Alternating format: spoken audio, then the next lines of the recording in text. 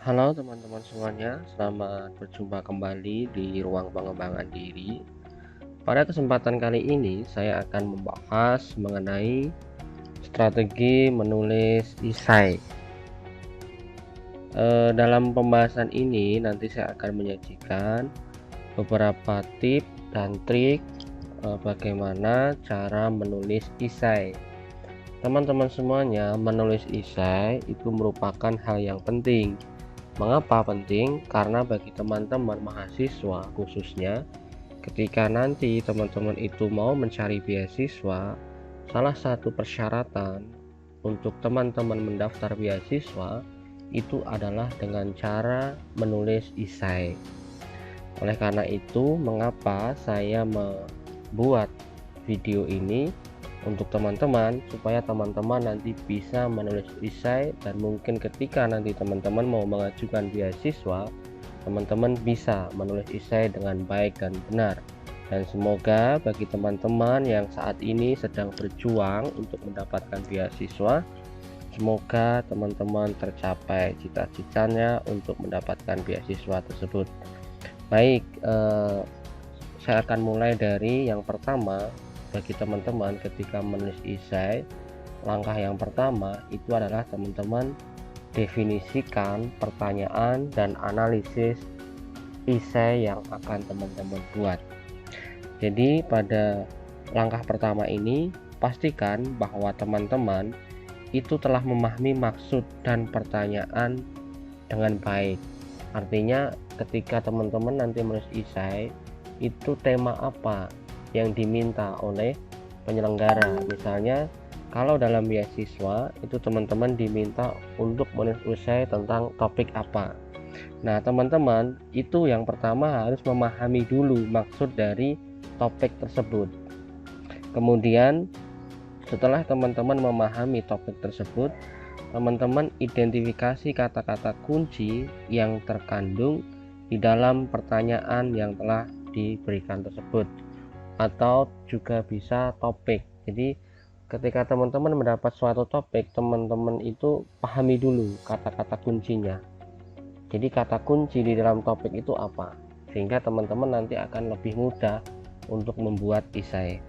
Kemudian setelah teman-teman itu mengidentifikasi kata kunci berkaitan dengan topik yang nanti teman-teman akan buat menjadi esai, langkah selanjutnya adalah teman-teman mencoba untuk menganalisis kira-kira jawaban yang diinginkan dari topik tersebut itu apa, atau jawaban yang diinginkan dari pertanyaan tersebut itu apa.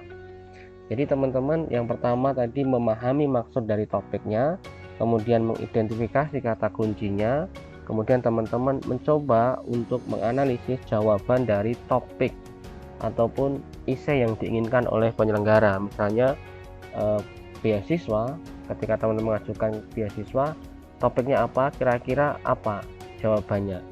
Tentu dalam konteks luas kalau untuk teman-teman mencari beasiswa itu.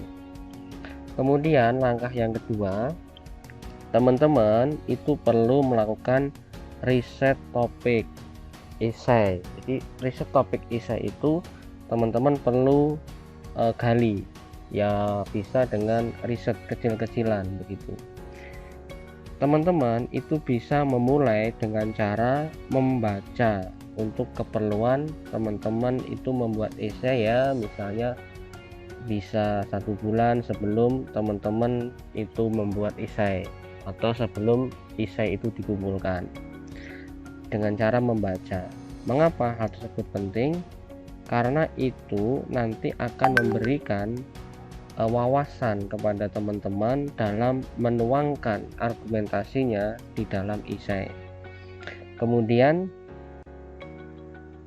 teman-teman di dalam membaca untuk keperluan membuat esai yang sudah ditentukan topiknya, teman-teman itu harus membaca hal-hal yang relevan dengan topik. Misalnya teman-teman sebelum melakukan pembacaan terhadap bahan bacaan tersebut, teman-teman perlu pertanyakan apakah bacaan ini bermanfaat bagi topik atau argumen teman-teman di dalam menulis esai nanti.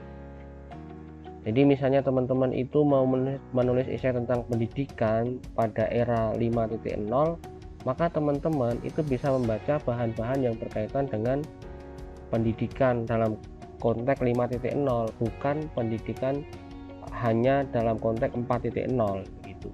Kemudian apakah bahan bacaan tersebut dapat mendukung jawaban teman-teman? Jadi apakah bahan bacaan itu hanya berisi permasalahan atau ada beberapa argumentasi-argumentasi yang dapat teman-teman adopsi, teman-teman ambil sehingga nanti memperkuat atau mendukung jawaban teman-teman. Kemudian yang ketiga yang perlu teman-teman pertanyakan adalah apakah teman-teman harus membaca hal-hal lain agar dapat menjawab pertanyaan dari esai. Jadi apakah teman-teman itu harus membaca hal-hal lain yang berkaitan juga atau hanya satu bahan bacaan tadi. Jadi riset yang dimaksud di sini itu dengan cara membaca. Kalau teman-teman bisa juga dengan cara mengamati, itu akan lebih bagus lagi. Jadi teman-teman memang benar-benar mengetahui permasalahan yang nanti teman-teman tulis. Kemudian langkah yang ketiga ialah mencatat. Hal yang penting bagi teman-teman adalah mencatat referensi secara utuh dari buku ataupun dari sumber yang teman-teman baca. Teman-teman sertakan juga nama pengarang, misalnya tanggal, judul buku atau judul bahan bacaan yang teman-teman baca, penerbit serta tempat penerbitannya, itu jika dari buku. Kalau teman-teman itu mengambil dari jurnal ataupun dari hasil-hasil penelitian, teman-teman sertakan juga volume dan nomor terbit.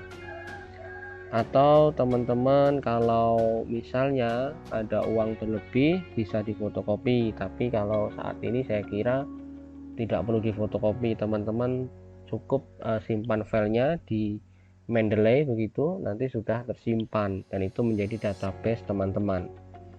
Kemudian yang perlu dicatat adalah teman-teman itu mencatat, merangkum dan memparafrasa. Jadi teman-teman ketika teman-teman itu membaca kemudian teman-teman mencatat, itu teman-teman jangan hanya sekedar merangkum, tapi teman-teman juga parafrasa pendapat-pendapat atau argumentasi-argumentasi yang kiranya dapat mendukung esai teman-teman nanti. Mengapa hal itu penting untuk diparafrasa? Karena kalau tidak diparafrasa itu akan terdeteksi oleh Turnitin dan nanti esai teman-teman akan dianggap plagiat.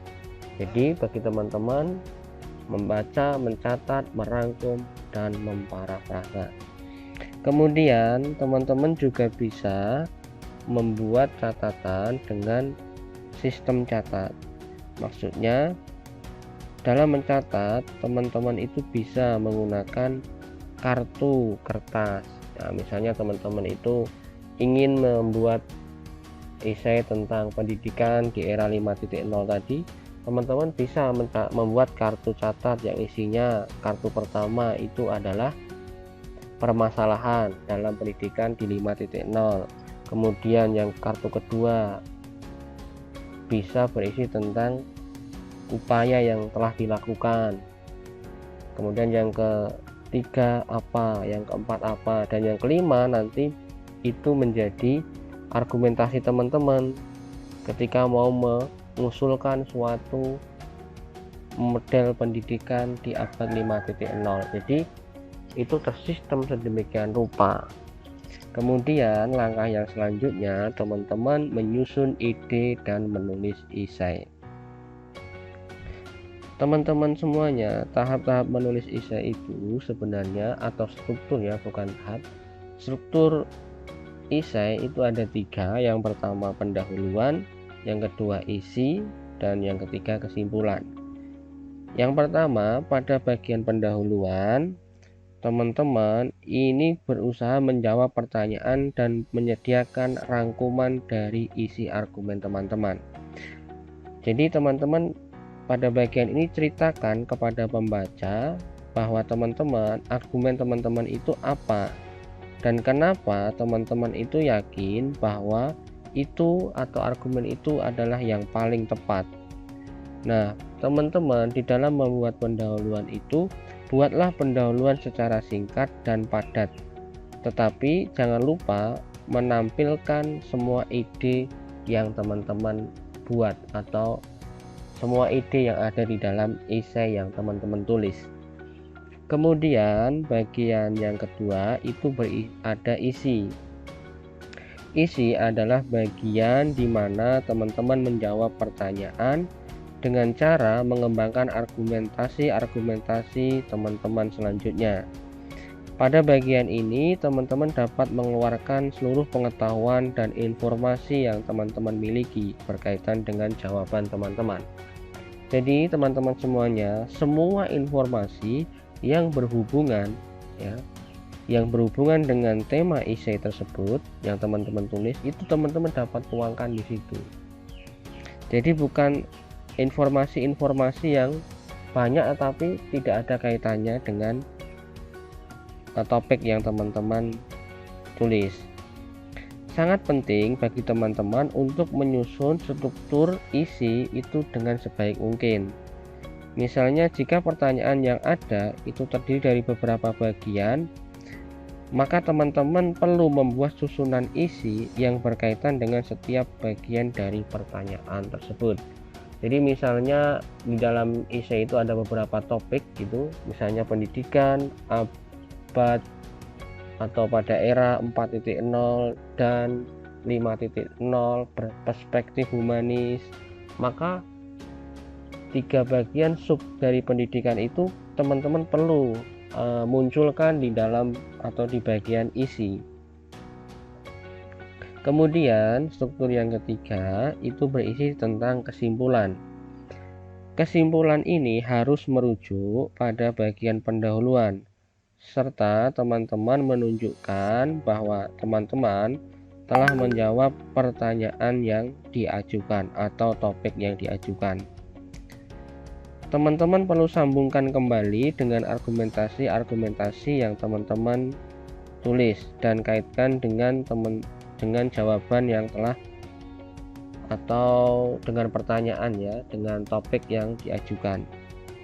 Teman-teman jangan pernah menampilkan informasi baru dalam kesimpulan yang teman-teman tulis. Jika teman-teman itu ternyata mempunyai informasi baru, tanyalah pada diri teman-teman di mana teman-teman itu bisa memasukkan informasi tersebut pada bagian isi.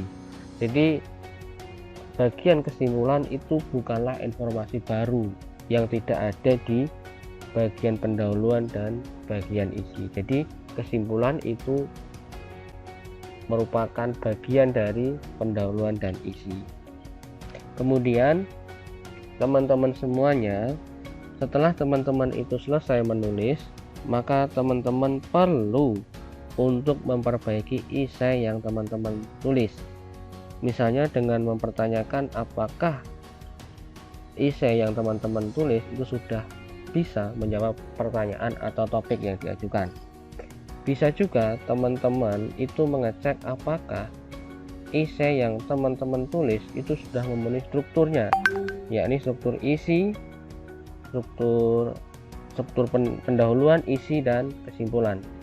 Kemudian yang ketiga, apakah setiap paragraf yang teman-teman tulis itu sudah memiliki argumentasi yang kuat dan jelas. Kemudian teman-teman juga bisa melihat apakah contoh yang teman-teman sajikan di dalam esai dan referensi yang teman-teman gunakan itu relevan dengan topik yang teman-teman tulis. Kemudian langkah yang kelima, teman-teman perlu melihat apakah referensi yang teman-teman ambil atau teman-teman tuliskan itu konsisten. Karena terkadang ada beberapa penulis itu ketika menulis referensi itu berbeda. Nah, itu tidak baik, harus dikonsistenkan mana yang digunakan. Kemudian teman-teman itu perlu mengecek apakah sudah sesuai dengan panduan esai yang telah teman-teman tulis. karena setiap lembaga yang misalnya meminta esai itu ada panduannya.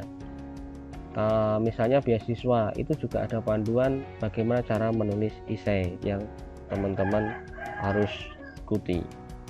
Oke teman-teman semuanya, itu yang bisa saya sampaikan berkaitan dengan menulis esai atau strategi menulis esai. Tidak ada teori menulis yang lebih hebat kecuali teman-teman saat ini menulis dan menulis. Terima kasih.